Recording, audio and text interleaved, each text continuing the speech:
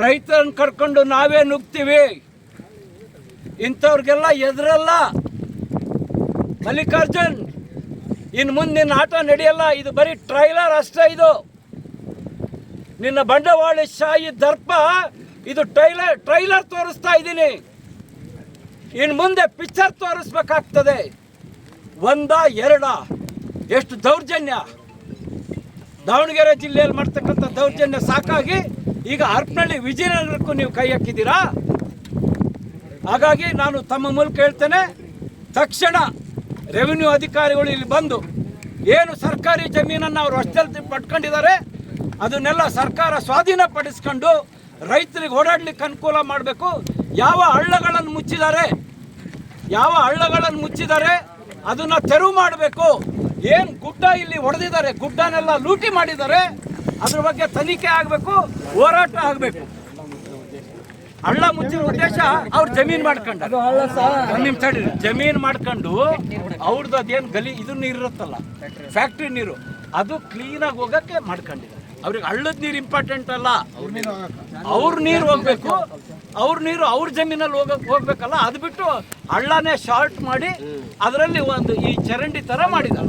ಬೆಂಗಳೂರಿನಲ್ಲಿ ಅವರೇ ಮಾಡಿದಾರೆ ಯಾರು ಮಾಡಿ ತನಿಖೆ ಮಾಡ್ಲಿ. ಇಲ್ಲಿ ಯಾರು ಬರಲ್ಲ, ಅವ್ರದೇ ಆಸ್ತಿ ಇದೆಲ್ಲ.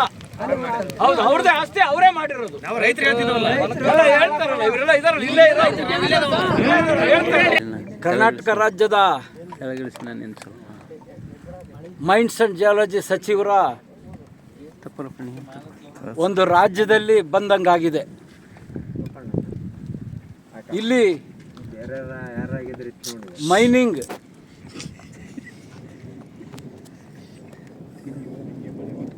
ಸಚಿವರ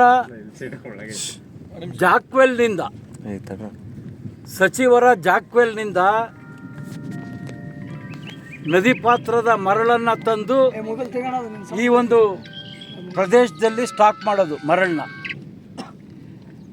ಅವರು ಮೈನಿಂಗ್ ಸಚಿವರಾದ ಮೇಲೆ ಇಲ್ಲಿ ನೋಡಿ ಮರಳಿನ ಇದು ಎಷ್ಟು ಕಾಣುತ್ತೆ ಅಂದರೆ ಸಾವಿರಾರು ಲೋಡ್ಗಳನ್ನು ಇಲ್ಲಿಂದ ಅವರು ಬೇರೆ ಬೇರೆ ಕಡೆ ಸಾಗಿಸಿದ್ದಾರೆ.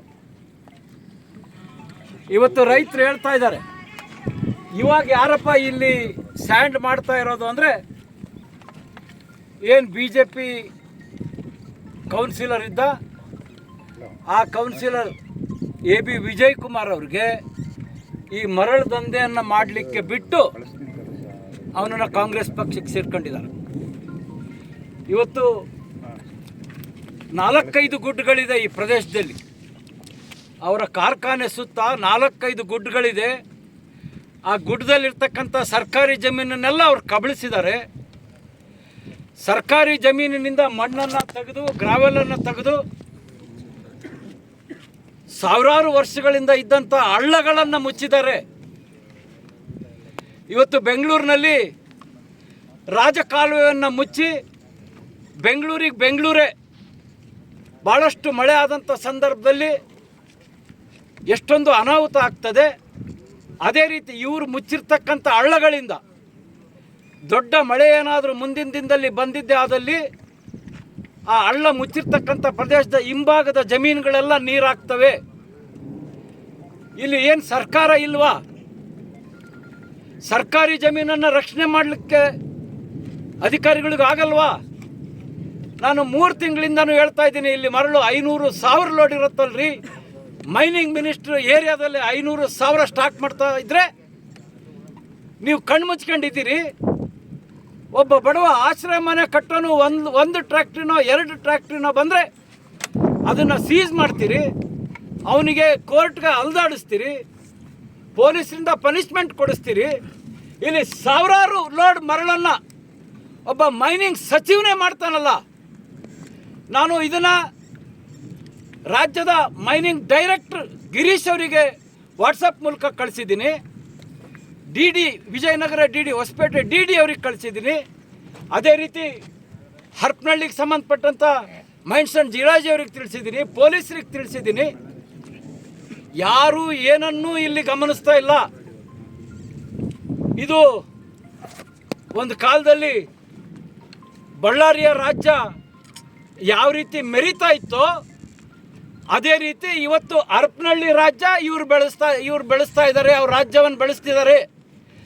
ಸರ್ಕಾರಿ ಜಮೀನನ್ನು ಲೂಟಿ ಮಾಡ್ತಾ ಇದ್ದಾರೆ, ಮರಳನ್ನು ಲೂಟಿ ಮಾಡ್ತಾ ಇದ್ದಾರೆ.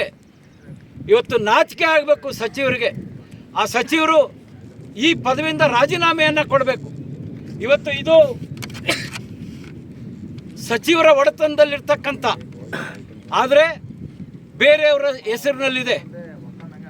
ಇಲ್ಲಿ ಭಾಳಷ್ಟು ಜಮೀನುಗಳು ಅವ್ರು ಖರೀದಿ ಮಾಡಿ ಹೆಚ್ಚು ಜಮೀನನ್ನು ರಿಜಿಸ್ಟ್ರೇಷನ್ ಮಾಡ್ಕೊಳ್ಳಲ್ಲ ಅನ್ನೋ ಕಾರಣದಿಂದ ಬೇರೆ ಅವ್ರ ಹೆಸರಿಗೆ ಬಿಟ್ಟಿದ್ದಾರೆ. ಇಲ್ಲ ಯಾವುದ್ಯಾವುದೋ ಹೆಸರು ಅವ್ರು ಹುಡುಕಿದ್ರು ಸಿಗಲ್ಲ, ಆ ರೀತಿ ಬಿಟ್ಟಿದ್ದಾರೆ. ನಾನು ಹೇಳಲಿಕ್ಕೆ 4-5 ದಿನ ಆಯಿತು. ಈ ಕಾನೂನಿನ ಪ್ರಕಾರ ಯಾವ ಜಮೀನಿನಲ್ಲಿ ಮರಳು ಶೇಖರಣೆ ಆಗ್ತದೆ ಅವನಿಗೆ ಮರಳಿನ 5 ಪಟ್ಟು ದಂಡ ವಸೂಲಿ ಮಾಡಬೇಕು, ಅವನ ಮೇಲೆ FIR ಆಗಬೇಕು. ಇದು ಲ್ಯಾಂಡು ಅವ್ರದ್ದೇ, ಆದರೆ ಬೇರೆಯವ್ರ ಹೆಸರಲ್ಲಿದೆ. ಪೆನಾಲ್ಟಿ ವಸೂಲಿ ಮಾಡಬೇಕು. ಮತ್ತೆ DC ರೆವಿನ್ಯೂ ಅಧಿಕಾರಿಗಳು, ಇಲ್ಲಿ ಗೋಮಾಳ ಇದೆ, ಗೋಮಾಳ ಇರ್ತಕ್ಕಂಥದ್ದು ಇದು ವಿಜಯನಗರ, ಹರಪನಹಳ್ಳಿ ವಿಜಯನಗರ. ಹೌದು, ಇಲ್ಲಿ ರೈತರನ್ನು ಕರ್ಕೊಂಡು ನಾವೇ ನುಗ್ತೀವಿ. ಇಂಥವ್ರಿಗೆಲ್ಲ ಎದುರಲ್ಲ ಮಲ್ಲಿಕಾರ್ಜುನ್. ಇನ್ನು ಮುಂದೆ ನಿನ್ನ ಆಟ ನಡೆಯಲ್ಲ. ಇದು ಬರೀ ಟ್ರೈಲರ್ ಅಷ್ಟೇ. ಇದು ನಿನ್ನ ಬಂಡವಾಳಶಾಹಿ ದರ್ಪ. ಇದು ಟ್ರೈಲರ್ ತೋರಿಸ್ತಾ ಇದ್ದೀನಿ. ಇನ್ನು ಮುಂದೆ ಪಿಕ್ಚರ್ ತೋರಿಸ್ಬೇಕಾಗ್ತದೆ. 1-2 ಎಷ್ಟು ದೌರ್ಜನ್ಯ. LBP ನ್ಯೂಸ್ ಚಾನಲ್ ವೀಕ್ಷಕರಿಗೆ ನಮಸ್ಕಾರ. ವೀಕ್ಷಕರೇ, ಅಕ್ರಮ ಮರಳು ದಂಧೆಯ ಬಗ್ಗೆ ಶಾಸಕ ಹರೀಶ್ ಅವರು ಪತ್ರಿಕಾಗೋಷ್ಠಿ ಮಾಡಿದ್ದಾರೆ. ಪತ್ರಿಕಾಗೋಷ್ಠಿ ಮಾಡಿದ ಮರುದಿನವೇ ABM ವಿಜಯ್ ಕುಮಾರ್ ಅವರು ಕೂಡ ಸಾಕ್ಷಿ ಆಧಾರಗಳನ್ನು ಮುಖಾಂತರ ಪತ್ರಿಕಾಗೋಷ್ಠಿ ಮಾಡಿದ್ದಾರೆ. ಇದು ಪ್ಯೂರ್ ಮರಳಲ್ಲ, ಮಣ್ಣು ಮಿಶ್ರಣ ಇರೋದರಿಂದ ಅದನ್ನು ಪೂರ್ತಿ ಒಂದು ಕಡೆ ಶೇಖರಣೆ ಮಾಡಿರುವ ಉದ್ದೇಶ ಏನು ಅಂತ ಹೇಳಿದ್ದಾರೆ. ಈ ಎರಡನ್ನೂ ಕೂಡ ನಿಮ್ಮ ಸಾರ್ವಜನಿಕರೇ ನಿಮ್ಮ ಎದುರಲ್ಲಿ ಇಡ್ತಾ ಇದ್ದೀನಿ, ನಿಮ್ಮ ಎದುರಿಗೆ ತಂದಿದ್ದೇನೆ. ನೀವು ಎರಡೂ ಕೂಡ ವೀಕ್ಷಣೆ ಮಾಡಿ ನೋಡಿ ನಿಮ್ಮ ಅನಿಸಿಕೆಗಳನ್ನು ನನ್ನ ಕಮೆಂಟ್ ಬಾಕ್ಸಲ್ಲಿ ದಯಮಾಡಿ ತಿಳಿಸಿ ವೀಕ್ಷಕರೇ. ಮತ್ತೆ ಮುಂದಿನ ಸುದ್ದಿಯಲ್ಲಿ ನೀವು ಸಿಗೋಣ ವೀಕ್ಷಕರೇ. ನಮಸ್ಕಾರ.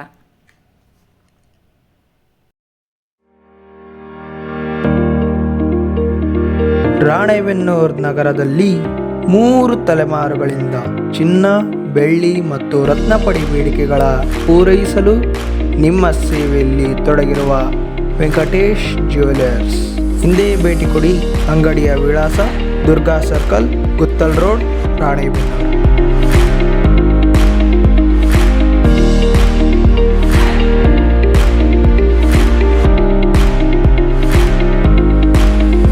ಸರಳತೆ, ಗುಣಮಟ್ಟ ಮತ್ತು ವಿನ್ಯಾಸದೊಂದಿಗೆ ನಿಮ್ಮನ್ನು ಆಕರ್ಷಿಸುವ ಸರಳ ಗುರಿಯೊಂದಿಗೆ ನಾವು ನಮ್ಮ ಆಭರಣ ಸಂಗ್ರಹವನ್ನು ಉದ್ದೇಶಿಸಿದ್ದೇವೆ.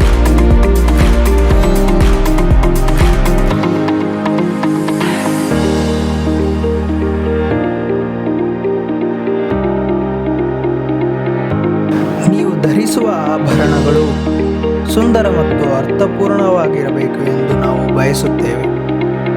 ಇನ್ನು ಏತಕ್ಕಾಗಿ ಕಾಯುತ್ತಿದ್ದೀರಿ? ಹಿಂದೆ ಭೇಟಿ ಕೊಡಿ. Venkatesh jewellers, Durga circle, Guttal road, Ranebennur.